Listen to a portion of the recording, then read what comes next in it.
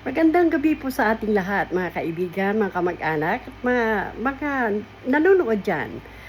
Meron lang po akong importanteng katanungan ngayong gabi at ito ay tungkol sa isang pagiging magulang at pagiging isang anak. Kaya importante po na panoorin ang video ito mula umpisa hanggang sa dulo. Aasahan ko po yan. At pakisagot naman po ang katanungan ko pagdating sa pagkatapos ng aking video na ito.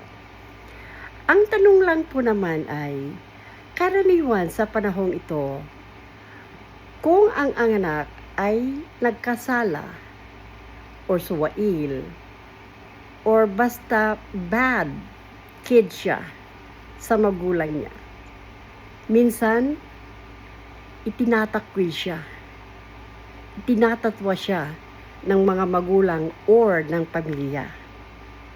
Ito ay yung sa panig ng isang anak na pwedeng itakwil kung kailan gusto ng mga magulang at ng kapamilya. Ang pangalawang tanong ko po, ang pangalawang issue, kung ang magulang naman ang hindi maganda ang asal at hindi siya gumagawa ng maganda sa mga anak at sa kapamilya, nararapat din ba na itakwil ang ganitong klaseng magulang? Yun lang po ang aking katanungan at sana po mabigyan ninyo ako ng magandang kasagutan sang-ayon sa aking pinahayag na issue. Magandang gabi na naman po sa inyong lahat.